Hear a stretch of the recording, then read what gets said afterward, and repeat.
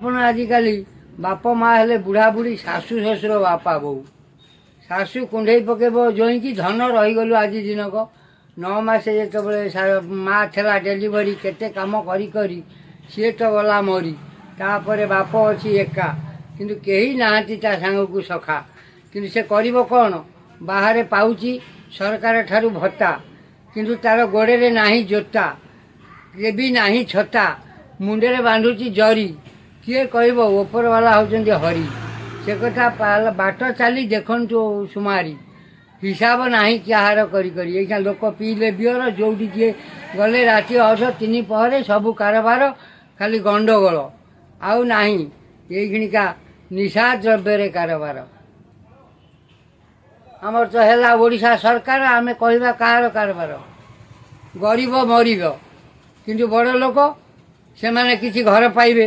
ସବୁ ଭଲ ମନ୍ଦ ପାଇବେ କିନ୍ତୁ ଗରିବଙ୍କୁ କେହି ଦେବାର ନାହିଁ ହେ ଆମେ ଭତ୍ତା ଦେଇଛୁ ଯାହା କହିଦେଇକି ଚାଲିଲେ କଣ୍ଟ୍ରାକ୍ଟ ସିଏ ଧରିଲେ ଆରପଟ ଏପଟ ସେପଟ ଖାଇବେ ରାତିରେ ଘାଣ୍ଟ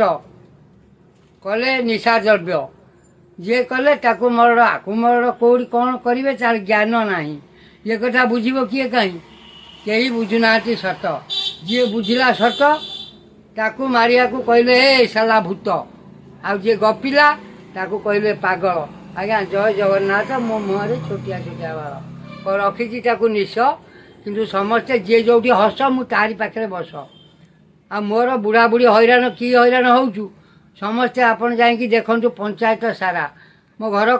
କରଞ୍ଜ ପଞ୍ଚାୟତ କରଞ୍ଜ ଗ୍ରାମରେ ମୋ ଜନ୍ମସ୍ଥାନ ସବୁଆଡ଼େ ରୋଷେଇ କେଉଁଠି ମୂଲ କେଉଁଠି ଭଲ ସବୁଆଡ଼େ ଲୋକ ମୋତେ ଚିହ୍ନିଛନ୍ତି ମଠ ମନ୍ଦିର ସବୁଆଡ଼େ ମୁଁ ରହି ରୋଷେଇ କରିଛି ସବୁଆଡ଼େ ଦୁର୍ନୀତି